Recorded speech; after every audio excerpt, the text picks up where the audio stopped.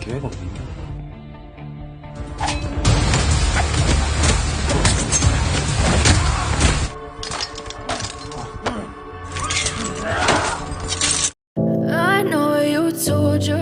Hai guys, balik lagi di 1 Detik Film. Gimana nih, hari ini masih pada puasa kan? Oke guys, di video kali ini kita akan melanjutkan alur cerita film A Shop for Killer Part 4 episode 7 dan 8. Dimana episode kali ini guys akan menjadi episode terakhir. Dan buat kalian yang baru bergabung bareng 1 Detik, disarankan untuk tonton dulu episode sebelumnya. Linknya ada di deskripsi. Buat kalian yang suka channel ini, monggo silahkan di subscribe aja. Yuk langsung aja ke alur filmnya.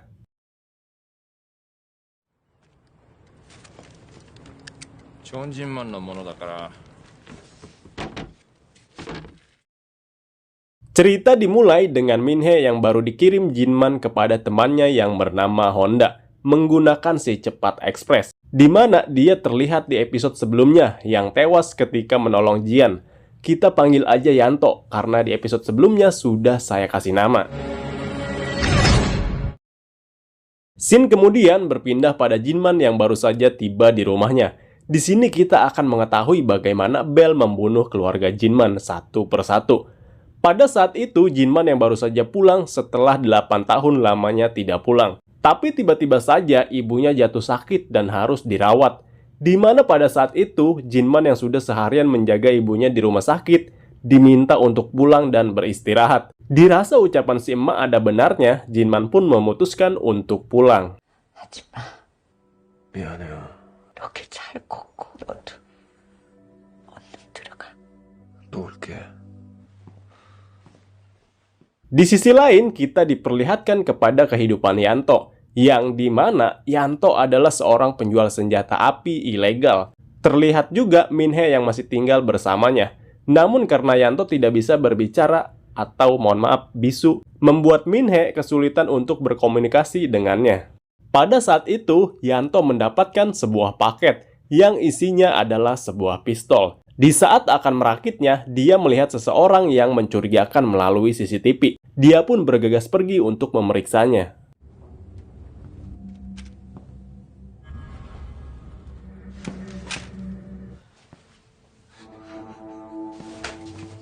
Rupanya, orang itu adalah Jinman yang datang untuk melihat keadaan Minhe. Sambil curhat kepada Yanto tentang dirinya yang masih jadi pengangguran sejak berhenti dari organisasi Babylon. Yanto yang memang sudah menjadi bestinya sejak dulu mengajak Jinman untuk bekerja sama menjual senjata-senjata ilegal. Yanto pun memberitahu bahwa dia akan menjual senjata-senjata itu secara online, di mana dia akan dibantu oleh adiknya yang pintar menguasai komputer. Dan rupanya adik Yanto adalah si Udin. Yanto lalu memberitahu Jinman jika Minhe bisa merakit senjata yang baru saja ia beli. Padahal Yanto sama sekali tidak pernah mengajarinya, dan senjata itu terpasang dengan sempurna.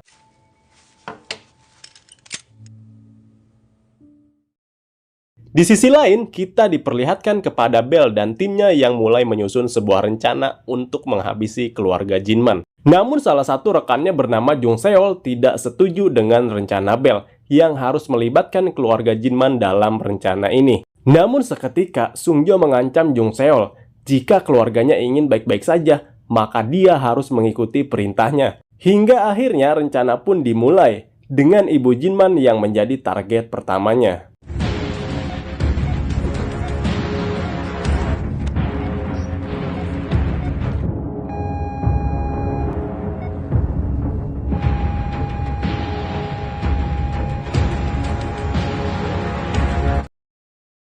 Ternyata si ibu tewas oleh Bell dengan cara disekap.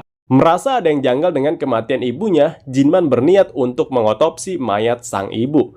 Namun niatannya itu ditentang oleh si kakak. Dimana scene ini guys sambungan dari episode sebelumnya, kalau kalian ngikutin dari awal. Tak ingin ada keributan, ibunya Jian pun meminta Jinman untuk membawa Jian pulang. Sedangkan mereka yang akan mengurus pemakaman sang ibu.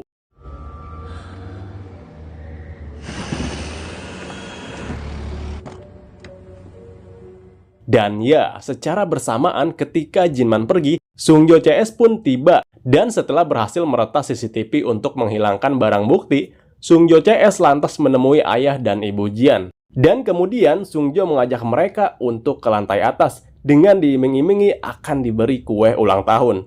Mereka pun menurutinya. Sesampainya di balkon apartemen school, rupanya di sana sudah ada Bel dan juga rekan lainnya yang sudah menunggu. Hingga akhirnya si kakak dan istrinya pun menjadi korban kebrutalan Bel dan rekan-rekannya.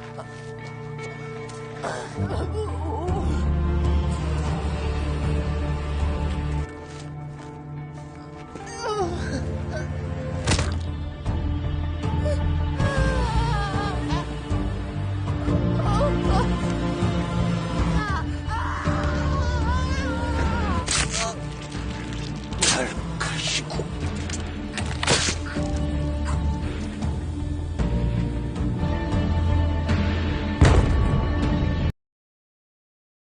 Kembali pada Jinman yang menerima panggilan telepon dari Jung Seol. Ia memberitahu jika Bel masih hidup dan sedang mengincar keluarganya. Mendengar hal itu, sontak Jinman pun kaget. Lantas ia meminta Yanto untuk menjaga Jian. Sementara dia akan pergi ke rumah duka untuk menyelamatkan ayah dan ibu Jian. 금방 올 거지? 금방 올 거야.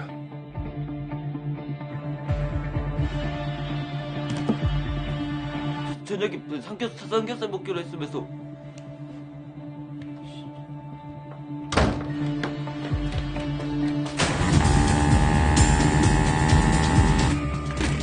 Dan benar saja, tak berapa lama, salah satu anak buah Sungjo sudah tiba di rumah Jian. Lalu ketika dia akan masuk, tiba-tiba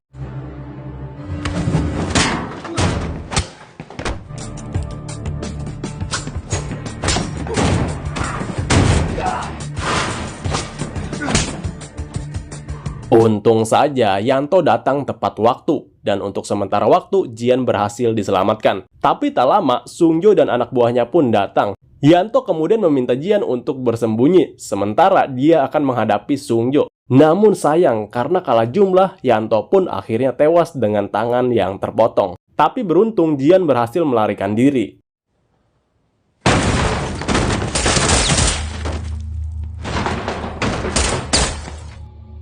이게 총질이야, 총질은.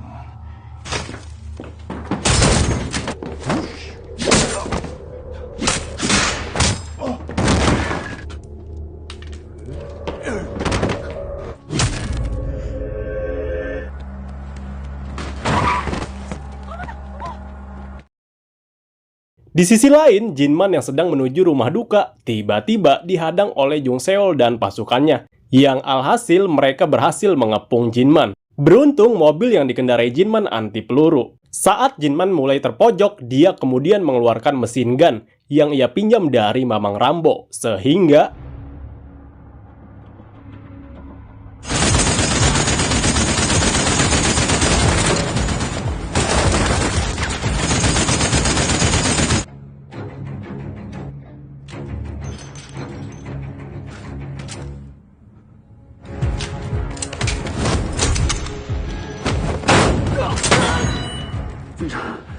나도 어쩔 수가 없었어요. 미안해요.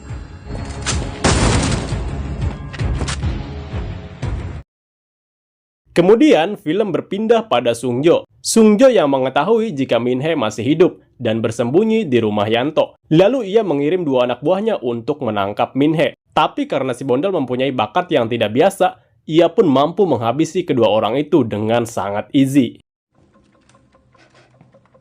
어차피 정진만 도와주던 그 벙어리 새끼. 그게 무슨 순이야?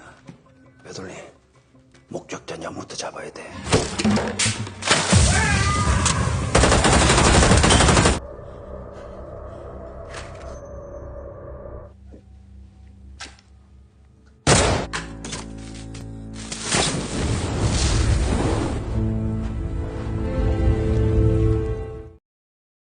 Film berpindah pada Pasin. Pada saat itu, Pasin yang sehabis ngutang nasgor di warung Bang Dayat merasa aneh dengan pintu yang sudah terbuka.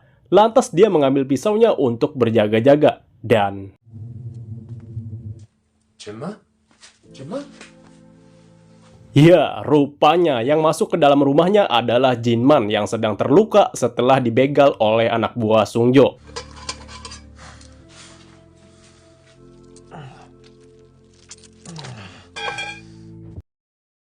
Sesudah mengobati luka Jinman, pasien yang tidak ingin terlibat dalam masalah ini pun memintanya untuk segera pergi meninggalkan tempat ini. Lalu Jinman pun meminjam pistol kepada pasien untuk berjaga-jaga. Setelah mendapatkan sepucuk pistol dengan peluru yang terbatas, Jinman akhirnya pergi menuju rumah sakit untuk menyelamatkan Jian yang sedang berada di rumah sakit. 락사 또 아이 니나. Jinman. Seperti yang sudah kita ketahui di awal episode, Jian yang berusaha kabur dari kejaran orang-orang Babylon dan bersembunyi di ruang jenazah. Tak berapa lama kemudian, Jinman muncul dan berhasil menyelamatkan Jian.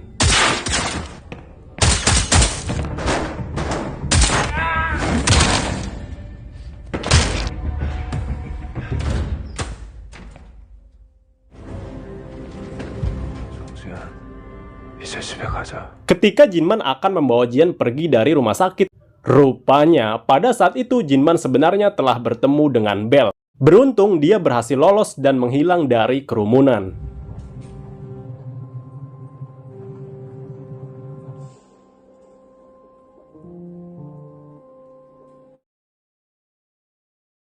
Di tempat lain, di kediaman rumah si ketua yang bernama Lee Yong-han, terlihat si cucu sangat senang. Lalu dia memberitahu jika ada seseorang mencari si kakek yang sudah menunggunya selama 1 jam.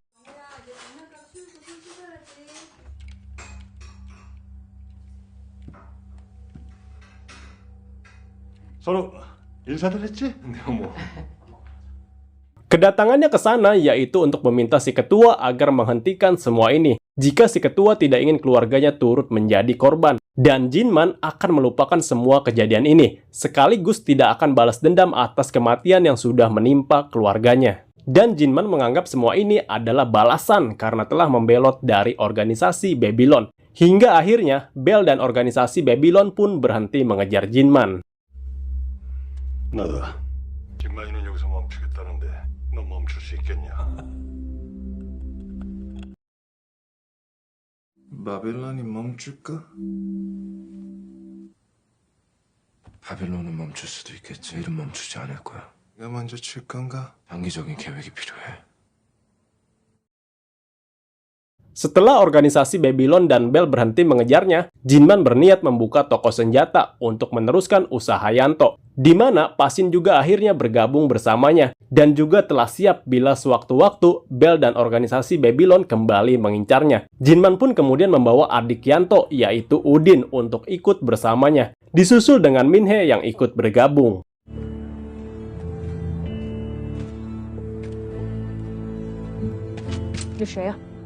제법이네.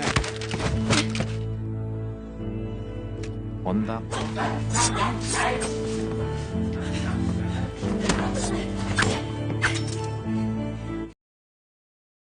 Berkat latihan yang Pasin ajarkan, Minhe bisa menjadi wanita yang hebat, dan perlahan-lahan Murthel pun berhasil dibangun.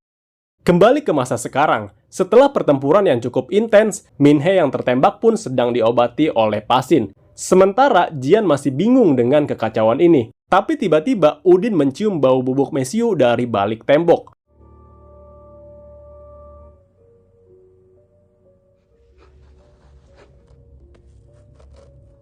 화약 냄새? 이걸 안 알려주고 갔네? Rupanya Jinman telah merancang sebuah sistem yang apabila Murthel ditinggalkan selama 24 jam, maka sistem itu otomatis akan menyala dan meledak. Namun ketika Udin memeriksa server tersebut, rupanya Jongmin masih hidup dan mencoba untuk menyabotase sistem Murthel. Dan ketika Udin sedang mencoba memperbaiki sistem tersebut, tiba-tiba si robot hidup kembali sehingga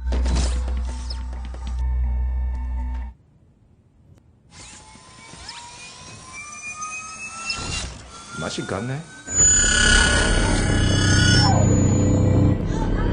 ya, robot itu pun mengeluarkan gelombang suara untuk melumpuhkan Jian beserta pertahanan di rumah ini. Pasin dan Minhe yang berusaha menembaki si robot, tapi hal itu sia-sia. Karena gelombang itu mampu memantulkan apapun termasuk sebuah peluru. Hingga akhirnya Sungjo dan yang lainnya pun berhasil masuk dan...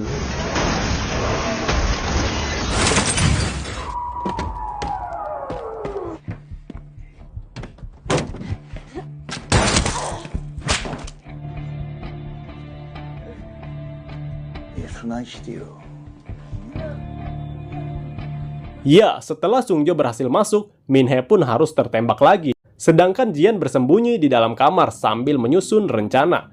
Terlihat Min-hee pun sudah terkapar tak berdaya karena luka yang cukup banyak. Sementara Pasin akhirnya harus berhadapan dengan si kembar. Hingga akhirnya adu mekanik pun dimulai.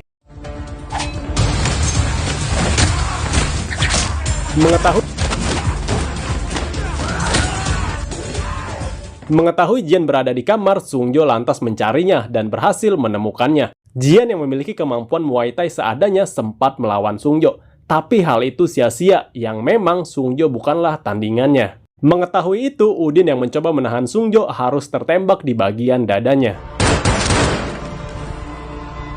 Sementara di luar, rupanya pertarungan Pasin dan si kembar masih berlangsung sengit. Min-hee yang berinisiatif untuk membantu, lagi-lagi harus terkena tembakan oleh si kembar. Melihat muridnya tertembak, sontak hal itu membuat Babang Pasin semakin murka. Sehingga dia berhasil menghabisi salah satu dari si kembar dengan sangat brutal.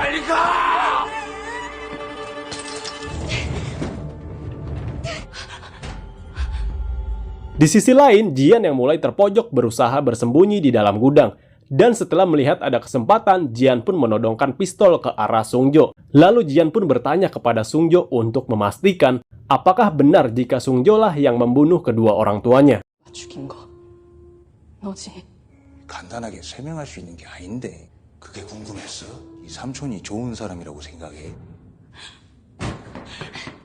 Namun ketika Jian akan menembaknya, muncul si Jongmin yang berhasil keluar dari dalam Murd Help. Sehingga hal itu membuat Jian sedikit lengah. Jongmin yang sudah muak dengan semua ini berusaha membunuh Jian dan juga orang-orang Babylon, sambil ngebacot seperti caleg gagal. Kemudian Jongmin mengambil AK-47 dan menembaknya secara membabi buta. Namun di saat pelurunya habis, tiba-tiba... 총이 안 나가냐? 너 같은 새끼 총알도 아까. Malang sekali, Jongmin harus tewas setelah digeprek kampak naga geni. Dan setelah Jongmin tewas, Sungjo kembali memburu Jian yang masuk ke dalam Murd Help. Melihat gudang senjata yang selama ini mereka cari, Sungjo sangat kagum dengan semua usaha Jinman selama ini, sambil terus mencari Jian yang bersembunyi di dalam kegelapan. Sungjo yang kesal karena diajak kucing-kucingan oleh Jian. Akhirnya Sungjo memasang sebuah bom jebakan.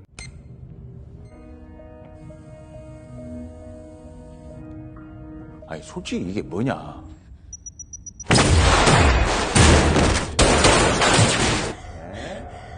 Sambil terus mencari Jian yang berhasil lolos setelah terkena ledakan, Sungjo lantas melihat slogan tim mereka yang dipasang oleh Jinman. Ia pun sedikit bernostalgia jika dahulu Jinman adalah bagian dari mereka. 구호가 있었어.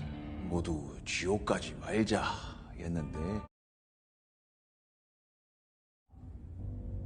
Dan dari sinilah Jian mengetahui jika dahulu pamannya adalah seorang tentara bayarin. Di sisi lain, Udin rupanya masih hidup karena dia memakai rompi anti peluru.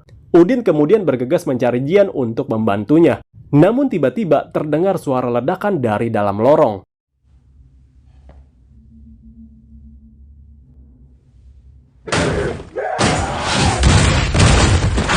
Rupanya itu adalah si kembar yang sedang mengejar Pasin dan tidak sengaja ia terkena jebakan yang sudah Jinman siapkan. Kembali pada Jian, Jian yang mengetahui Sungjo sedang lengah, ia pun menggunakan kesempatan ini untuk menabraknya menggunakan forklift, sehingga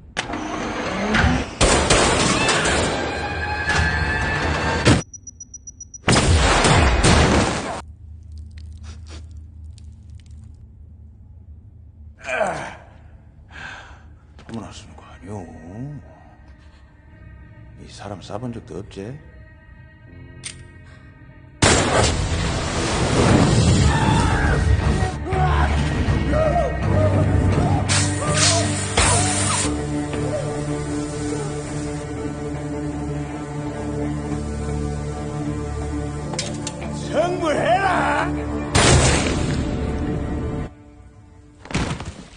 Setelah Sungjo tewas, Udin yang berhasil memperbaiki sistem Murthelp, tapi tiba-tiba Udin mengatakan jika Babylon mengirim banyak sekali pembunuh bayaran untuk memburu mereka. Pasin dan Minhe pun hanya pasrah dengan keadaan ini. Namun saat semuanya sudah tidak mampu berbuat apa-apa lagi, tetapi Jian terfikirkan sebuah ide cemerlang, walaupun kemungkinannya sangat kecil.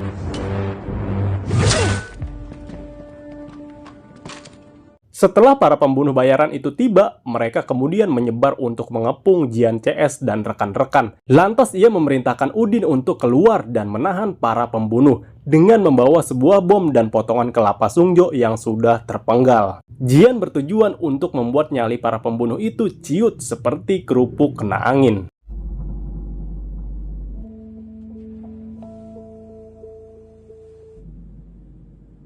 Beruntung rencana itu berhasil membuat nyali mereka sedikit menciut. Kemudian dari dalam Murthelp, Jian mulai bernegosiasi untuk membuat kesepakatan dengan para pembunuh bayaran yang bertebaran di mana-mana. Yang memang para pembunuh bayaran itu adalah para pelanggan yang sering membeli senjata dari Murthelp. Lalu Jian menawarkan tawaran yang sulit untuk ditolak oleh mereka. Ya, apalagi kalau bukan cuan. Di mana guys, Babylon menawarkan 4 juta dolar bagi siapa saja yang berhasil menangkap Jian dan rekan-rekannya. Maka Jian akan menawarkan 4 juta dolar, ditambah mereka akan mendapatkan diskon gratis ongkir untuk setiap pembelian senjata. Jika mereka setuju dengan tawaran itu, maka mereka hanya perlu meninggalkan tempat ini, pulang dengan selamat dan ngopi sambil ngudut di saung Mang Dayat. Tapi jika mereka menolak dan masih tetap ingin melakukannya, maka Jian tidak akan segan-segan membuat mereka bernasib sama seperti si Sungjo. 만약 포기하지 않고 여길 차지하겠다고 죽게 될 거야.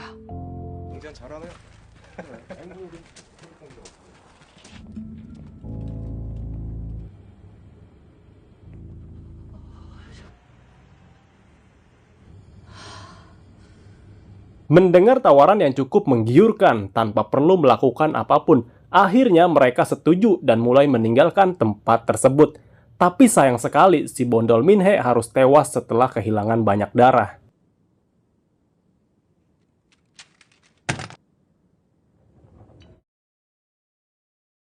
Setelah memastikan para pembunuh sudah pergi, Jian pun keluar untuk melihat keadaan Pasin dan juga Minhe. Tetapi setelah mencari kesana kemari, Jian tidak menemukan Pasin dan juga Minhe yang entah kemana. Hingga tak berapa lama terlihat sebuah bus menghampiri rumahnya, yang mana mereka adalah petugas pembersih, si pemilik kode kuning yang akan membersihkan mayat-mayat yang berada di sana. Lagi-lagi sama seperti pada film John Wick, mereka akan bertugas untuk membersihkan TKP dan menghilangkan semua barang bukti.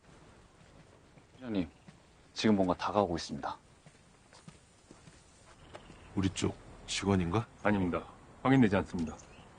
Namun ketika mereka sedang melakukan tugasnya, muncul sebuah taksi. Dan ketika orang itu keluar dari dalam taksi, betapa terkejutnya Jian saat melihat bahwa orang itu adalah Jinman pamannya, yang ternyata masih hidup dan sehat walafiat, dan film pun berakhir.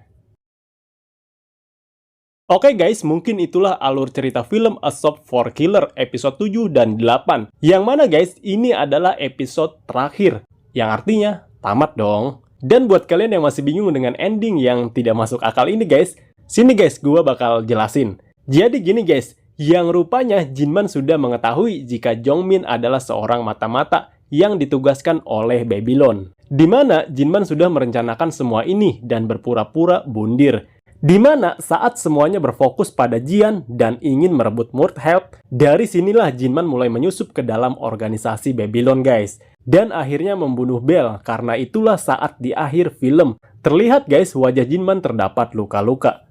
Emang guys film ini agak kentang ya, bukan agak lagi sih men, emang sangat kentang. Banyak yang nggak diperlihatkan dan diperjelaskan. Contohnya seperti di scene ini men, waktu Pasin kabur membawa uang warga. Apa benar begitu? Dan tiba-tiba muncul saat Jian hampir terbunuh. Kan nggak dijelasin Pasin itu kemana men. Masa iya bawa uang warga, kan nggak mungkin. Pasin ini CS men sama Jinman ya, kalau butuh tinggal pinjem sama Jinman men, Jinman banyak uangnya ya kan, agak kurang gitu, kurang masuk logika. Lalu di episode terakhir men, Minhe dan Pasin di akhir film kemana ya kan? Nggak dijelasin kemana mereka. Dan juga gimana cara Jinman mengalahkan si Bell. Sedangkan di pertarungan sebelumnya guys, Jinman kalah telak. Oke lah, mungkin karena si Bell sudah pecak, jadi Jinman lebih mudah mengalahkan Bell. Tapi masih di luar Nurul sih guys. Bell aja kena bom, ditusuk, ditembak masih hidup men. Dan juga guys, gimana nasib si ketua yang juga dalang dari semua ini. Entahlah guys, mungkin akan ada episode atau series selanjutnya. Kita tunggu aja. Tapi kalau emang gak ada lanjutannya dan cuma segitu aja, gue cuman bilang, apaan sih? Oke guys, mungkin segitu dulu untuk video kali ini. Gue Bayu Kusuma dari 1 Detik, pamit undur diri. Bye-bye. Oh ya guys, buat kalian yang suka channel 1 Detik, monggo silahkan di subscribe.